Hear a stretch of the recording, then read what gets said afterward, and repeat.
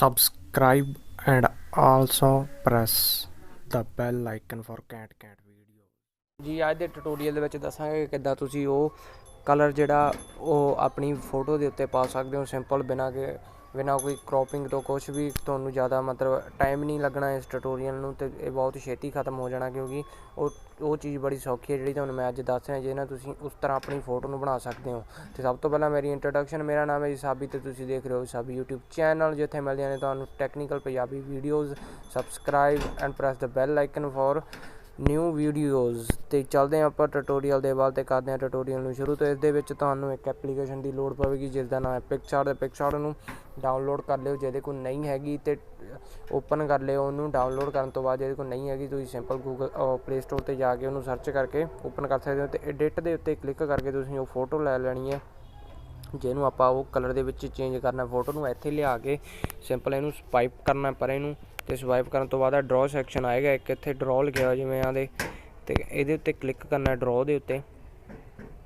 ਅਤੇ ਤੁਸੀਂ ਸਭ ਤੋਂ ਪਹਿਲਾਂ ਜਿਹੜੀ ਆਪਣੀ ਫੋਟੋ ਦੇ ਉੱਤੇ ਉਹ ਕਲਰ ਲਾਉਣਾ ਨਾ, ਉਹਨੂੰ ਚੰਗੀ ਤਰ੍ਹਾਂ ਮਤਲਬ ਜਿਹੜੀ ਉਹਦੀ ਕਲਰ ਕਰੈਕਸ਼ਨ ਹੁੰਦੀ ਹੈ, ਮਤਲਬ ਕਲਰ ਵਧੀਆ ਕਰ ਲੈਣਾ, ਉਹਦਾ ਫੇਸ ਮਤਲਬ ਸਹੀ ਕਰ ਲੈਣਾ। ਸਾਰਾ ਕੁਛ ਸਹੀ ਕਰਨ ਤੋਂ ਬਾਅਦ ਓਕੇ ਕਰਨ ਤੋਂ ਬਾਅਦ ਮਤਲਬ ਫਿਰ ਇਹ ਇਫੈਕਟ ਯੂਜ਼ ਕਰਨਾ ਉਹਦੇ ਉੱਤੇ, ਠੀਕ ਹੈ। ਅਤੇ ਸਾਰਾ ਕੁਝ ਜਿੱਦਾਂ ਮੈਂ ਹੁਣ ਆਹ ਦੇਖੋ ਕਲਰ ਮਤਲਬ ਸੈੱਟ ਕਰ ਲਈ ਪਹਿਲਾਂ ਹੀ, ਉਹਦੇ ਗਰੀਨ ਸਾਰਾ ਕੁਛ ਕਲਰ ਵਧਾ ਲਿਆ, ਸੈਚੂਰੇਸ਼ਨ ਵਧਾ ਲਈ ਆਪਣੀ ਜਿਹੜੀ ਮੈਨੂੰ ਲੋੜ ਸੀ। ਅਤੇ ਉਸ ਤੋਂ ਬਾਅਦ ਇੱਥੇ ਲਿਆ ਕੇ ਤੁਸੀਂ ਉਹਨੂੰ ਸਾਰਾ ਕੁਝ ਸੈੱਟ ਕਰਨ ਤੋਂ ਬਾਅਦ ਇੱਥੋਂ ਸਿੰਪਲ ਫੋਟੋ ਦੇ ਉੱਤੇ ਕਲਿੱਕ ਕਰਕੇ, ਅਤੇ ਆਹ ਜਿਹੜੀ ਗਰੀਨ ਇੱਕ ਤੁਹਾਨੂੰ ਬੈਕਗਰਾਊਂਡ ਜੀ ਮਿਲ ਜਾਵੇਗੀ ਇਹ, ਠੀਕ ਹੈ। ਡਿਸਕ੍ਰਿਪਸ਼ਨ ਦੇ ਵਿੱਚ ਇਹਦਾ ਲਿੰਕ ਹੋਵੇਗਾ ਅਤੇ ਤੁਸੀਂ ਉੱਥੇ ਜਾ ਕੇ ਇਹਨੂੰ ਡਾਊਨਲੋਡ ਕਰ ਸਕਦੇ ਹੋ, ਅਤੇ ਇਹਨੂੰ ਪੂਰੀ ਵੀਡੀਓ ਦੇ ਵਿੱਚ ਚਿਪਕਾ ਦੇਣਾ, ਠੀਕ ਹੈ।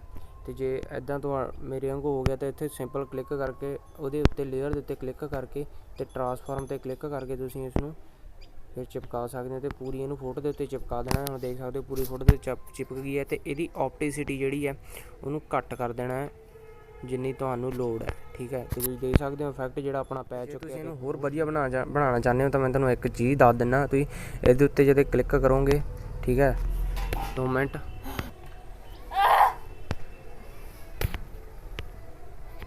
ਜੇ ਹੋਰ ਵਧੀਆ ਬਣਾਉਣਾ ਚਾਹੁੰਦੇ ਹੋ ਨਾ, ਸਿੰਪਲ ਇਸ ਦੇ ਉੱਤੇ ਕਲਿੱਕ ਕਰਨ ਤੋਂ ਬਾਅਦ ਤੁਸੀਂ ਓਪਟੀਸਿਟੀ ਦਾ ਆਪਣੇ ਹਿਸਾਬ ਨਾਲ ਮਤਲਬ ਯੂਜ਼ ਕਰ ਹੀ ਲੈਣੀ ਹੈ ਨਾ।